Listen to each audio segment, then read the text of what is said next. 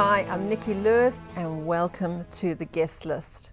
Now, as a wedding planner with many years of experience under my belt, I'm always asked about wedding budgets. And there's no getting around it. A wedding budget is not an easy thing to put together, and it's not a very nice thing to put together. But one of those things is you cannot cheat on a budget. There are lots of templates online that you can go and have a look for. You can search for them and you can use them. Alternatively, create an Excel spreadsheet, but don't keep it up in your head. You need to write it down. Most of the time, you are looking at two different types of costs when it comes to your wedding. You've got fixed costs and you have variable costs. So fixed costs are things that will not change, doesn't matter how many guests that you have at your wedding. So a fixed cost is something like your wedding dress, your photographer, your marriage license. All of those costs will remain the same. It does not matter whether you have 10 guests or whether you have 100 guests at your wedding. Your variable costs, they change depending on the number of guests that you have at the wedding. So a variable cost will be your food, your favors, your invitations, your centerpieces.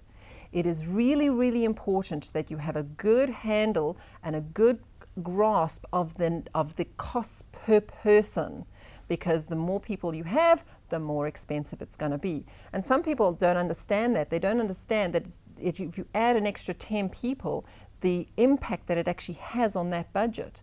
Because not only you've got the cost per person in forms of the food and the alcohol, but you're looking at an extra invitation. You're actually looking at an extra centerpiece.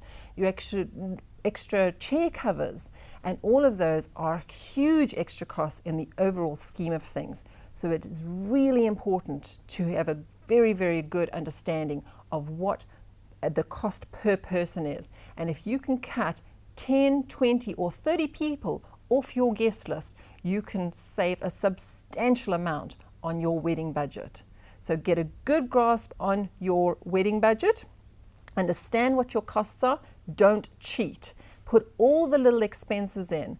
And people forget about things like the stamps that they need to buy for their invitations. They forget about earrings.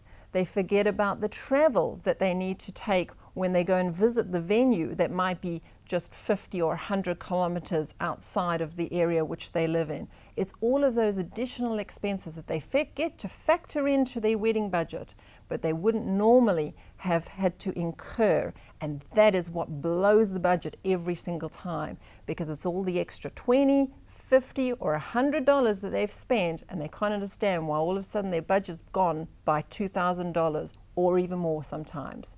So get a handle on it, don't cheat, don't put it on the credit card, save wisely. I'll see you next time. I'm Nicky Luis.